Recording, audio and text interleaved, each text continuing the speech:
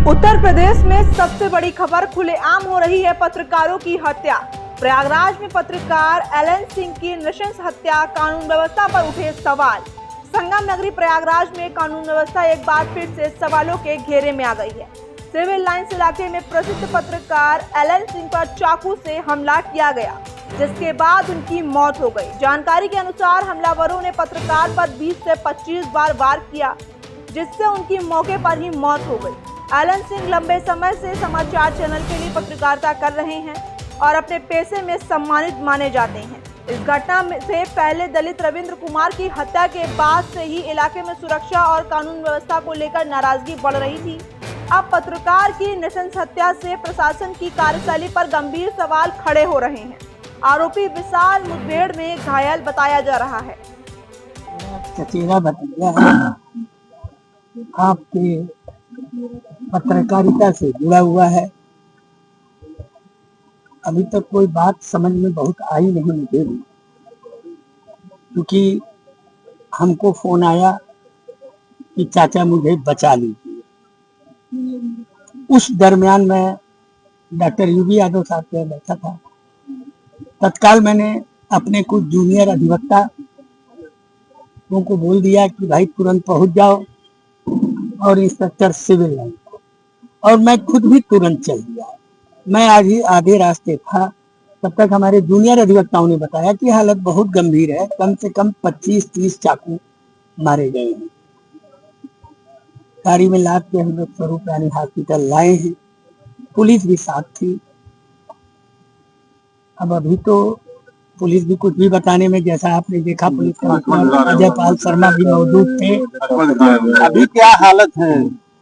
मेरे ख्याल से तो आप जीरो ही समझिए। अब क्या लगता है जब तक ऑफिशियल जिस तरह से पत्रकार सुरक्षित नहीं है, लगातार जिस तरह से प्रयागराज में घटनाएं हो रही है, पत्रकार भी सुरक्षित नहीं है। बिल्कुल, मैं इस चीज को एकदम गलत मानता हूं कि पुलिस प्रशासन कम से कम इस बात की, पत्रकार अधिवक्ता इस टाइप के लोग के ऊपर अगर हमला होता है और इस तरह से, आप जान के रखिए कम से कम 25-30 बांका जो होता है चापड़, उससे काटा है।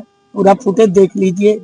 उसके बस्ते में आपका ये कैमरा जो आप लिए हुए हैं ये भी है, मोबाइल्स हैं। कभी कोई विवाद किसी तरह की कोई रंजिश बताई थी? नहीं, कोई रंजिश तो नहीं बताई अब तक। केवल आज, मतलब ऐसे तो उसकी कोई रंजिश हमें लगता नहीं है। बाकी उनकी क्या है, उसका बच्चा है एकदम छोटा सा है अभी, और एक पत्नी है अभी, लड़का है वो भी बहुत बताने की स्थिति में नहीं है।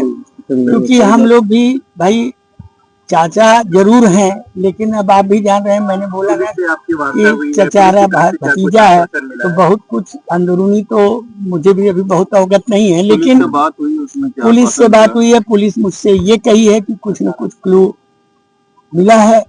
हम लोग तत्काल रवाना हो रहे हैं। ये बात कह के इंस्पेक्टर और एसीपी गए हैं।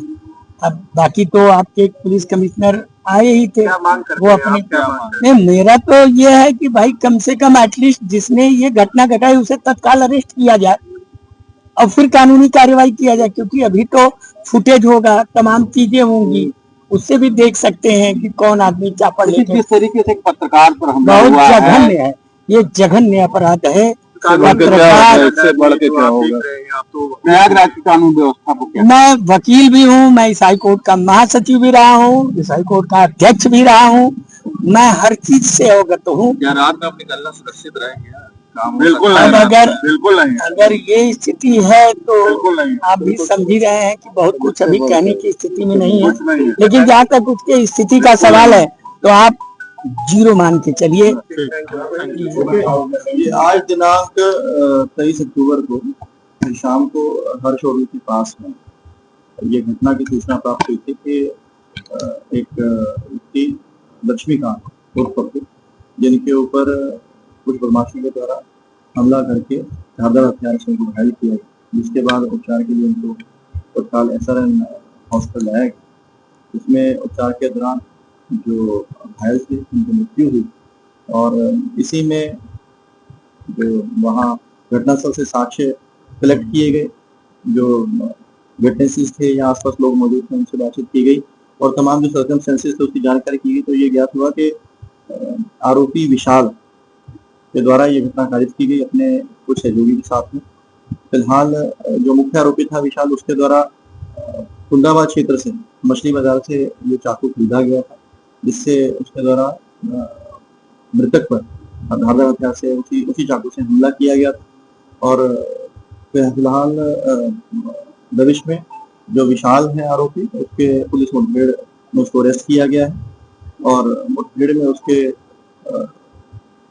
3 गोलियां लगी हैं उसके दोनों पैरों में और फिलहाल उसको हॉस्पिटल में एडमिट करवाया गया है और आगे जो साक्ष्य एकत्रित कर विधिक कार्रवाई की जाएगी, उसके सामने आगे रिमांड लिया जाएगा। इसमें अभी तक जो है एक जो मुख्य आरोपी है विशाल की शामिल होने की बात सामने आई है, उसके एक और सहयोगी की भी शामिल होने की बात सामने आई है, जिसके संबंध में पुलिस टीम के द्वारा दबिश दी जा रही है और इसमें 2 और भी जो सस्पेक्ट हैं उनको भी अभी फिलहाल कस्टडी में लेकर के उनसे पूछताछ की जा रही है।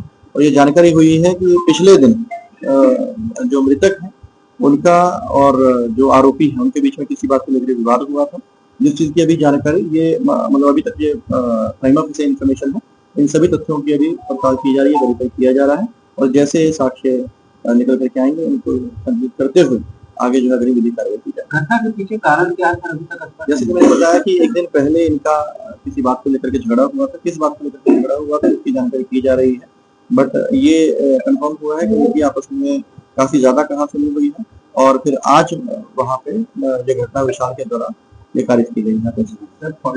परिवार को ये वो जो भी हमारा जो विधिक कार्रवाई है उसको पूरी तरह अमल में लाया जाएगा। हमारा डेफिनेटली ये दुर्भाग्यपूर्ण घटना है, हमारी सहानुभूति पीड़ित के साथ में है, डिपार्टमेंट गवर्नमेंट ऑर्गेनाइजेशन पूरी तरह से हर संभव सहायता प्रदान। इस तरह की घटना हुई है, पत्रकारों की सुरक्षा पर सवाल खड़ा हो रहा है। देखिए पूरी तरह से दिन रात पुलिस विभाग के द्वारा दिन रात देख करके यहाँ इंश्योर किया जा रहा है कि सभी जो जनपद वासी उनको सुरक्षित माहौल मिले और अगर किसी के द्वारा कोई भी अपनी सीमा का अतिक्रमण करेगा, कानून व्यवस्था के साथ में छेड़छाड़ करने की कोशिश करेगा तो डेफिनेटली उसके ऊपर सख्त से कार्रवाई की।